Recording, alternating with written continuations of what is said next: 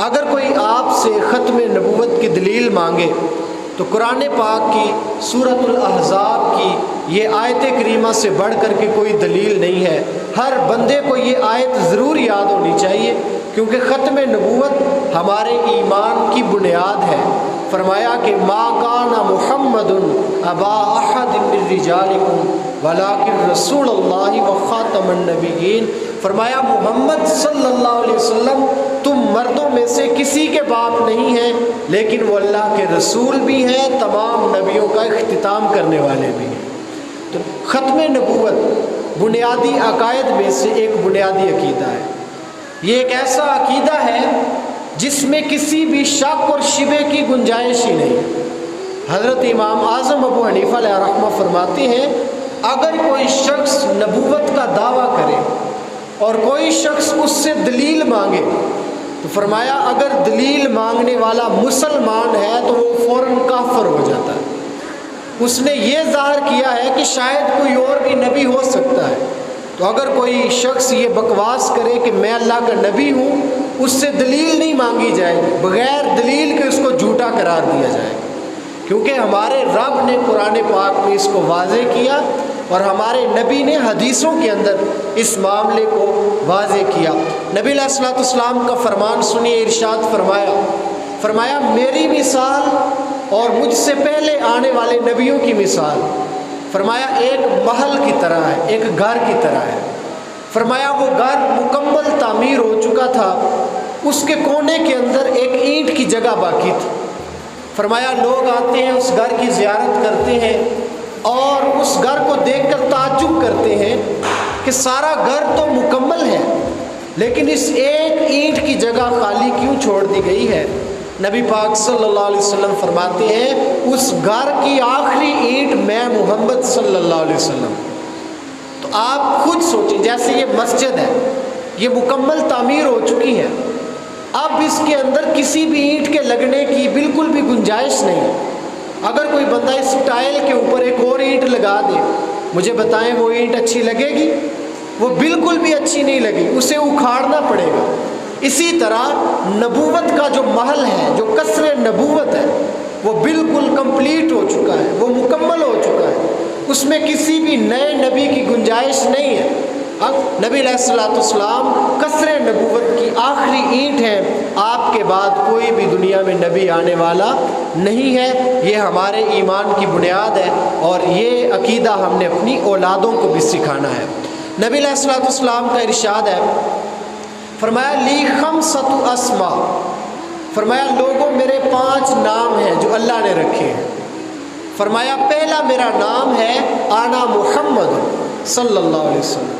یہ نام ہمیں بھی یاد ہونے چاہیے، ہمارے پیارے نبی کے نام ہیں۔ فرمایا آنا محمد، میں محمد ہوں صلی اللہ علیہ وسلم۔ محمد کا معنی کیا ہے؟ علماء فرماتے ہیں الذی یحمد حمدا بعد حمد مرتن بعد مرتن کرتن بعد کرت۔ علماء فرماتے ہیں محمد وہ ہوتا ہے جس کی اتنی تعریف کی جائے، اتنی تعریف کی جائے کہ زندگیاں ختم ہو جائیں، قلم ٹوٹ جائے، لیکن اس کی صفتوں کا ایک باب بھی پورا نہ ہو۔ تو محمد اس کو کہا جاتا ہے۔ اسی لیے تو کفار مکہ کو یہ درد اٹھا، کسی شخص نے کہا یار تم اس نبی کو محمد بھی کہتے ہو اور اس کی شان میں گستاخیاں بھی کرتے ہو اور اس کی شانوں میں کمی کرنے کی بھی کوشش کرتے ہو، حالانکہ جب تم اس کو محمد کہتے ہو تو محمد کا مطلب یہ ہے کہ جس کی تعریف کی جائے، تو نام لے کر تم اس کی تعریف کر دیتے ہو اور پھر تم اس کی شان میں توہین بھی کرتے ہو۔ یا تو محمد کہنا چھوڑ دو یا پھر اس نبی میں عیب لگانا چھوڑ دو۔ تو وہ ذات کے تھے تو کافر ہی، انہوں نے کہا کہ ہم ذات میں عیب لگانا تو نہیں چھوڑ سکتے، ہم محمد کی جگہ نام ان کا مزمم رکھ دیتے۔ مزمم کا معنی توہین آمیز ہے۔ جب صحابہ کو پتہ چلا کہ کفار مکہ اس طرح سے اپنے دل کی بھڑاس نکال رہے ہیں، صحابہ نے حضور سے شکایت کی، یا رسول اللہ صلی اللہ علیہ وسلم یہ کفار آپ کو مزمم کہہ کر گالیاں دے رہے ہیں۔ میرے آقا نے فرمایا صحابہ پریشان کیوں ہوتے ہو؟ یشتمون مزمما ویلعنون مزمما وانا محمد۔ فرمایا صحابہ وہ کسی مزمم کو گالیاں دے رہے ہیں، میرے رب रब ने तो मुझे मोहम्मद बना करके भेजा है। तो पहला नाम मेरे नबी का क्या है?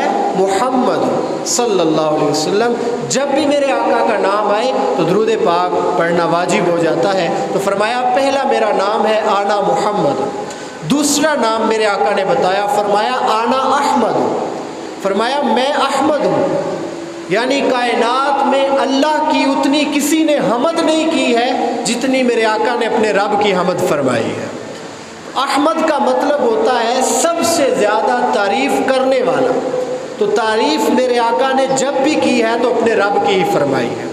तो फरमाया आना अहमद, एक मेरा नाम अहमद है। पहला नाम क्या है? आना मुहम्मद, और दूसरा नाम है अहमद। और तीसरा नाम इरशाद फरमाया अनल माही, फरमाया मेरा नाम माही है। माही किसे कहते हैं? अरबी के अंदर नबी अलैहिस्सलाम ने फरमाया अल्लज़ी यमहुल्लाहु बिल कुफ्र। माही का मतलब अरबी में होता है मिटाने वाला।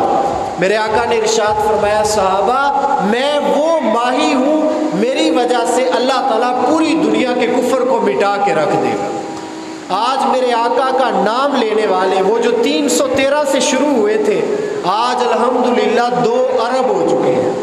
कितना अल्लाह का फज़ल। दुनिया की टोटल आबादी 6 से 7 अरब है, उसमें से 2 अरब मुसलमानों की आबादी है। और इंशाअल्लाह एक वक़्त ऐसा भी आएगा कायनात के कोने कोने में मोहम्मद अरबी का ही झंडा लहराता हुआ नजर आएगा। तो ये मेरे आका का नाम भी है। फरमाया अनल माही, मैं वो माही हूँ, मेरी वजह से अल्लाह ताला कुफ्र का ख़ात्मा फरमा देगा और कुफ्र को मिटा के रख देगा। चौथा नाम मेरे आका का इरशाद फरमाया अनल हाशिर, फरमाया मैं हाशिर हूँ। अरबी में हाशिर कहते हैं जमा करने वाले को। तो फरमाया अनल हाशिर अल्लज़ी युहशरुन नासु अला क़दमैया, फरमाया मैं वो हाशिर हूँ क़यामत वाले दिन सारी मखलूक को अल्लाह ताला मेरे कदमों के निशानों के ऊपर जमा फरमा देगा। तो इसलिए आपका एक नाम हाशिर भी है। पांचवा नाम मेरे आका करीम सल्लल्लाहु अलैहि वसल्लम का फरमाया अनल आकिब। ये आकिब नाम हमें ज़रूर याद रखना चाहिए क्योंकि इसका माना बड़ा ख़ास है। इसके माने का ताल्लुक़ मेरे आका की ख़त्म नबूवत के साथ। फरमाया अनल आकिब, आकिब कहते हैं कि बाद में आने वाला। तो फरमाया अनल आकिबुल्लज़ी लैसा बादहु नबियुन। सहाबा ने पूछा हुजूर आकिब किसे कहते हैं? फरमाया कि आकिब उसको कहते हैं कि जिसके बाद कोई भी नबी दुनिया में नहीं आता है।